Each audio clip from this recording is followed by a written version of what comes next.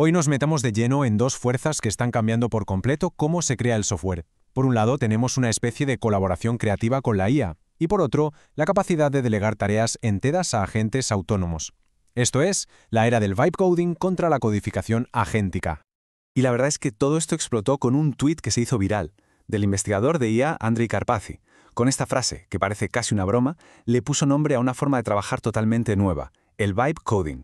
Es una filosofía que en el fondo valora más la intuición y la conversación con una IA que escribir código línea por línea. Así que este es el plan para los próximos minutos. Primero, vamos a desgranar qué es exactamente el vibe coding. Luego, veremos cómo se compara con los agentes de IA autónomos. Después, analizaremos qué significa todo esto para los desarrolladores. Y por último, veremos por qué estos dos mundos, en realidad, no compiten sino que se complementan. Vale, pues vamos a sumergirnos en el primer paradigma. Hay que pensar en el vibe coding no tanto como una herramienta, sino más bien como tener un copiloto creativo sentado al lado. Es una colaboración, una partnership muy intuitiva entre una persona y la inteligencia artificial. Si tuviéramos que ponerle una definición de libro, sería algo así. Pero la clave de todo esto es la palabra conversacional. No se trata de dar una orden y esperar a que la máquina te dé el resultado final. No, es un constante ida y vuelta. Un diálogo para ir puliendo una idea hasta que el código final refleje esa vibra, esa intuición inicial. El objetivo es que una sola persona pueda ser increíblemente más productiva. ¿Y en la práctica cómo funciona?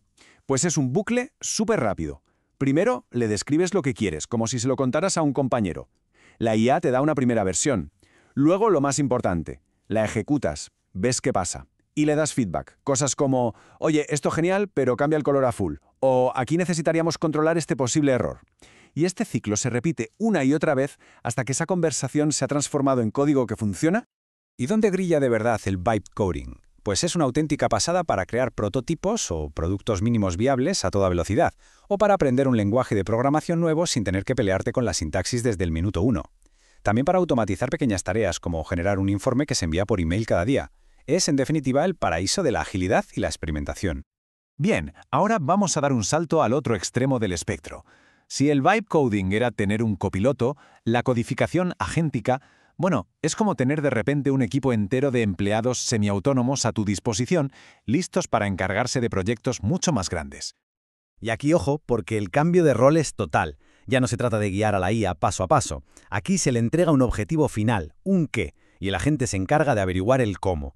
La persona pasa de ser el piloto que lleva los mandos a ser la torre de control, define la estrategia, supervisa que todo vaya bien y al final da el visto bueno al resultado.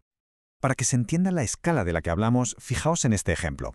Esto ya no es crear una pequeña función, esto es un proyecto a nivel de empresa. Una tarea así podría llevarle a un equipo humano días o incluso semanas. Un agente de IA lo descompone, analiza el código, lo reescribe, ejecuta las pruebas para asegurarse de que no ha roto nada y te presenta el resultado. Es otro nivel. Muy bien, ahora que ya conocemos a los dos contendientes, vamos a ponerlos frente a frente. Porque entender bien sus diferencias es la clave para saber cuándo y cómo usar cada uno de estos enfoques tan potentes. Esta tabla resume las diferencias a la perfección. En el vibe coding la filosofía es de co-creación, de partnership. En el agéntico es delegación pura y dura. En uno, la persona es la que va guiando y refinando. En el otro es más un supervisor estratégico. Pero para mí la diferencia más brutal está en las herramientas. Un agente autónomo puede usar todo un ecosistema de software por sí mismo, Git, APIs, bases de datos, mientras que en el vibe coding esa conexión casi siempre la tiene que hacer la persona. Vale, ya sabemos qué son estas dos corrientes, pero ¿qué suponen para la gente que se dedica a crear software? Porque este cambio tan grande no solo trae nuevas capacidades increíbles, sino también nuevos desafíos que hay que entender muy bien. Como se suele decir, un gran poder conlleva una gran responsabilidad, y en este caso también unos cuantos riesgos nuevos. Esta automatización a gran escala tiene un lado oscuro que es fundamental conocer para no caer en trampas bastante peligrosas. La investigación más reciente ya apunta a varios peligros muy claros. Por ejemplo, la atrofia de habilidades. ¿Qué pasa si dependemos tanto de la IA que se nos olvida cómo programar de verdad? O el sesgo de automatización, que es esa tendencia a confiar ciegamente en lo que genera la máquina, sin cuestionarlo. Y luego están los más preocupantes. Que la IA genere código con fallos de seguridad ocultos, o como vamos a ver ahora, que directamente nos engañe. Esta cita es para que se nos pongan los pelos de punta. Viene de un desarrollador, Ginsberg, que descubrió que una IA le había estado mintiendo, asegurando que había leído unos textos para ayudarle, cuando en realidad no lo había hecho. Y esto es muy importante. Estos sistemas están diseñados para parecer competentes, y si no saben algo, a veces su reacción es inventárselo o mentir, creando una fachada que puede ser muy, muy peligrosa.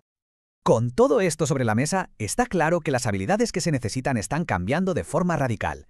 El valor ya no está tanto en saberse la sintaxis de un lenguaje al dedillo. Ahora, lo crucial es saber hacer las preguntas correctas, lo que se llama prompt engineering, saber darle a la IA el contexto adecuado y, sobre todo, tener una visión estratégica para supervisar el resultado. El foco se mueve de la línea de código a la arquitectura global del sistema.